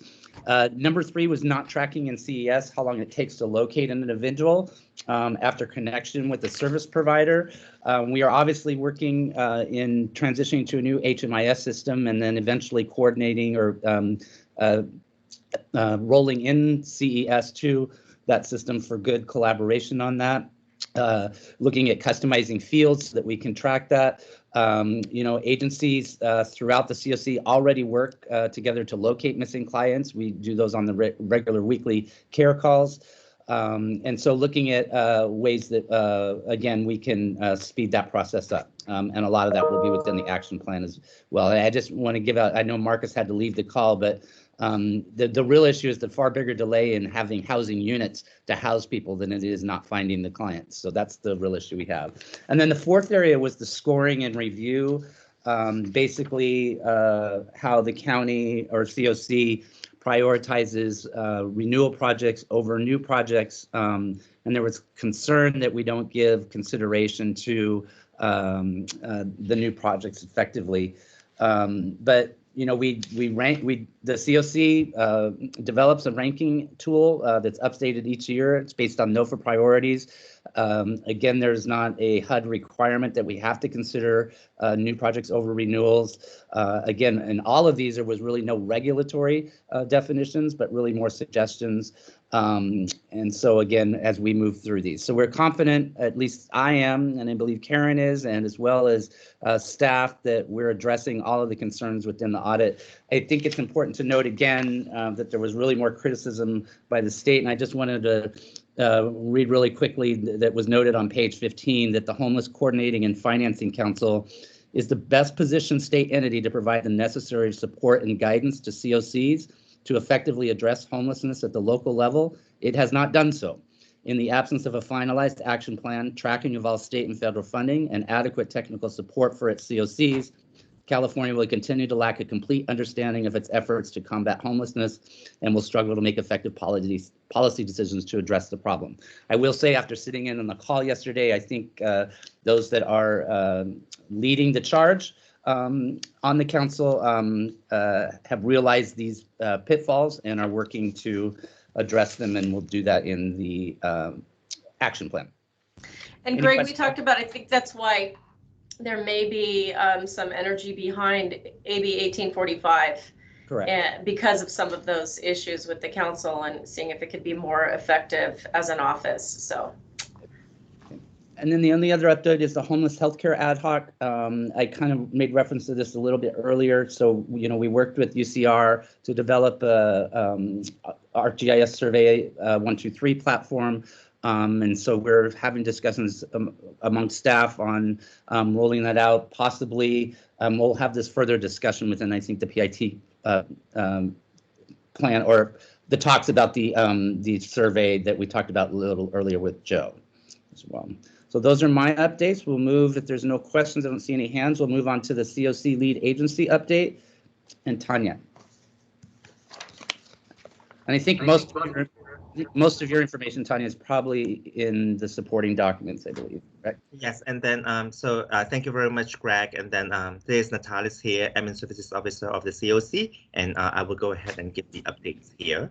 And on the screen, you can see bullet 1, the 2020 CoC program renewal, and on January the 29th. And the HUD has announced on its website and saying that all the 2019 CoC projects, those that are eligible for renewal, and that also include the typically new project for the county planning project, and all of those will be automatically renewed. And they do not have any detailed instructions or guidance on how that happens, but then all the projects that are eligible, and then they will be renewed.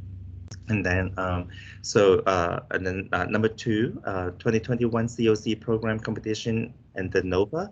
And currently the registration is open, and the deadline to submit is on March the 5th. And then we have already, on behalf of the Riverside County CoC, submitted on this past Monday, February the 22nd, and that is only the registration. And then we will still have some preparation to do. And then typically in past years, the NOVA would typically open around July. Yeah, so we are still in good timing. And then number 3, the homelessness prevention update for the state-funded emergency solutions grant, programs. That's what we usually call ESG. And as many of us already know, that the state has put a hold on all the state-funded homelessness prevention funds, because we are anticipating, so that hold is as of February the 19th, and then because we are expecting like a huge amount of money coming down from ERAP funding. It is the Emergency Rental Assistance Program, and then for, a loan for the County of Riverside, and we are anticipating the allocation of $57 million, and then so that would all be for rental assistance. And so that's my quick update. I know that we are running out of time, so any questions on this? Thank you, Natalis. Any questions? Right, not seeing any hands, we'll move to item 6C, CES lead update. I know Marcus left. Do we have?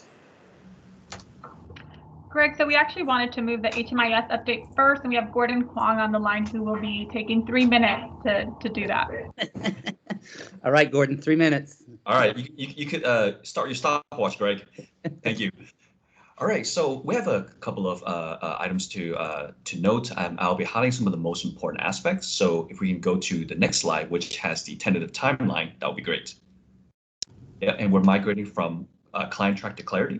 So in this tentative timeline, I want to highlight two important aspects, which is March 8th, and that is when the agency and user training will be available. So that is the type of training that will guide you on how to use the new system, and that will be available to you starting on March 8th. And then the second important date I want to highlight is March 24th. Now, March 24th at 11:59 p.m., that is the date that we've set with our new vendor, BitFocus, in which data entry into the client track system will need to cease. Because at that time, that's when we will be taking all the information from client track and we will be migrating that to the new system, Clarity.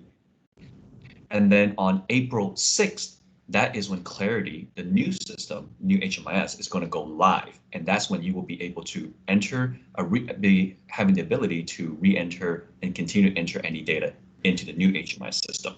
So, all right. And then go to the next slide. So like I said, the user training will start on March 8th and the availability to everyone will end on September 8th. And the training will consist of for all program types, emergency shelters, permanent supportive housing, street outreach, and then each individual, your progress will be tracked. And you do need to take this course in order to have access to the new system. All right, good. Move on to the next slide. And this, I just provided a quick screenshot of what the new system will look like and the new interface. And if you're looking at this and you're wondering to yourself, hey, I would like to have a little more in-depth look at what our new system will be and how to use it. Well, you're in luck, because if we go to the next slide, we have actually included in this presentation links to the new Clarity HMIS demo. So with these links, you'll be able to get an overview of some of the features, some of the access levels, and somehow some of the new reporting and tools and functions of the new Clarity system. All right, Greg, how am I doing on time? Did I make the 3 minutes? Yeah, you're good. Okay. All right, thank you everyone for your time. I really appreciate it. Any and questions? one last thing, for the we will be sending out a notification prior to March 24th, alerting all of the CoC agencies know that at what exact time they need to cease entering data into the current HMIS Clarity. Thank you, Gordon. Appreciate it. Thank you, Greg. Turning it back to you. All right, thank you. So CES lead update. We have anybody? Sonia, or? We do. We have Sonia on the line. Okay. We will providing the update. Thank you, Sonia, for joining us. Good morning, Tanya. Good morning, Greg. Thank you so much. My name is Sonia Pevereri. I am a supervisor with the Home Connect program with RUHS-BH. And I wanted to comment on what we are doing regarding the state auditor's report.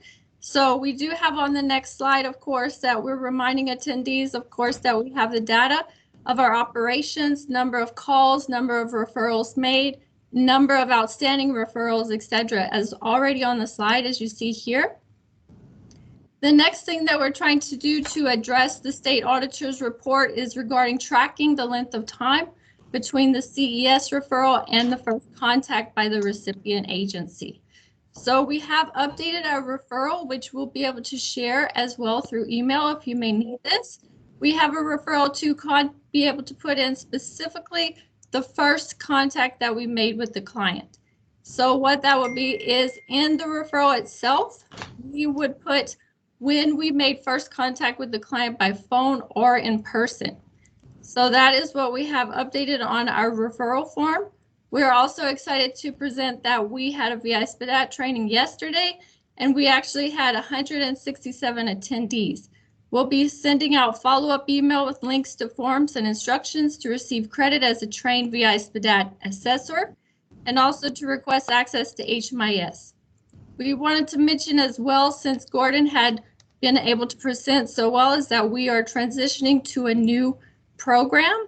So with that being said, we may encourage that there would be only one data person, or that we would encourage that they would wait on getting access to the system until we transition over to the Clarity that we'll be using with BitFocus. So we've also switched our meetings as well to a bi-weekly basis on Tuesdays, so that we'll have case conferencing as needed. And we also offer case conferencing on a daily basis to set up for connection between necessary providers. Please feel free to reach out to us directly by phone so that we can support with that. And we are available by email as well. So if you have any further questions, please let me know. And we are also available by email at homeconnect@ruhealth.org. Thank you. Thank you, Sonia, very much. Any questions or comments? All right, not seeing, and we'll go to item number 7, consent items. These are with the link to the board packet stuff. CoC staff report and committee reports. No new voting members, correct, Melanie? No, there are Yes, not. that is correct, Greg. Okay, and then for those, again, if you did not, who are not voting members and are attending regularly, make sure you either put your name and organization in the chat or email coc@rivco.org. So it's really great to see the increase in membership, and we would like more. Item D was a request letter from UCR on the U.S. Environmental Protection Agency. Tanya, you got to refresh my memory on what that was for. Thankfully, we included a copy of the letter. Yeah, okay. Yeah. Very good. All right, and then item E is the annual performance reports. Again, all of this is in the link to the supporting documents. Call for agenda items for next meeting. Again, if you've got any agenda items, please email those to coc@rivco.org. Our agendas are pretty packed as they are, but really good information, so no slam on staff. So, all right, and then the announcements. CoC webinar series, all of you should receive the emails on those. They've been really, really informative, the ones that have happened. So again, congratulations to staff for putting those together. A lot of you know that when I wanted to become chair, I wanted to get some more best practices stuff out to CoC, and this is a great way to do that. So, and then we have a Board of Governance meeting coming up in just a little while today to discuss some funding issues as well. Any last minute questions or comments? We had a really great turnout today. I want to thank everybody for joining. And again, staff, thank you for the preparation of materials. Really in-depth meeting, but I think really, really productive today. So with that all, thank you all and have a great afternoon. We'll see most of you at the BOG, I'm sure. Yeah. Good job, you guys. Thank you so much. Thank you, Greg. Thank you, Karen. We Good day. appreciate you. Thank you.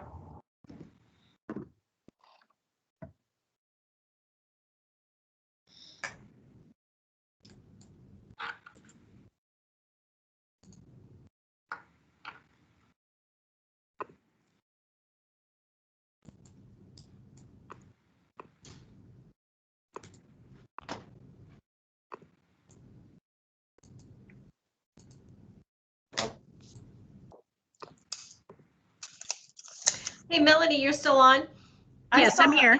I saw 3 people that I think I saw Linda, Hafsa, and Susan that said yes, they wanted to participate in the Policy Advocacy Committee. Did you understand that too?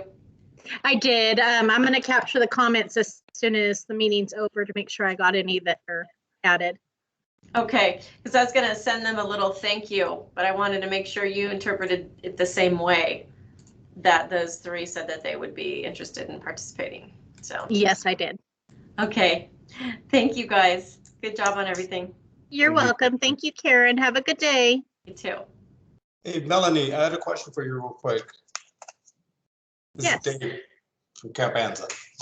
Hi, David. Hey, question. I lost track of my calendar from last month, and I know that you've had some things where they talk about our voting being determined by our meeting attendance and everything. And I'm just trying to make sure, so you guys have me, I'm up to date, because I know I've missed a couple, or I don't, maybe one meeting or something last year. Once you establish voting rights, you just need to maintain that you are attending at least 50% plus one of the meetings to maintain your rights. If you drop below attending 50% of the meetings, you have to establish your rights again, which is 3 consecutive meetings, and then you'll have your rights on the next one. Okay, so it's 50%. So I have to attend 50% plus one. Plus one. Plus Which one. now that the meetings are all year long, you'll have to attend like 6 meetings during the year. Yeah, okay. So it's not if I miss like 1 or 2, then it Yeah. just drops automatically or nothing like that. Yeah. Okay, all right, just confirming that. And then, but then you said if it does drop, you have to attend 3 consecutive to regain the privilege. Yes. Again. Okay, yeah, because I know we were doing, was it every other month last year, right? Yes, it as of this year, it changed to CoC meetings every single month. Every single month. And I think we even had to cancel some of them last year or something like that. Yeah, there were some changes that went on. Yeah. Rescheduled meetings. Okay, then. All right, but we're still up. Mercy House still has their privileges. We're good. Yes, they do. And I noted your attendance for today. Okay, thank you very much. Just wanted to verify. You're welcome, David. Have a great day. Hey, God bless. Same to you. Thanks for everything. You're welcome.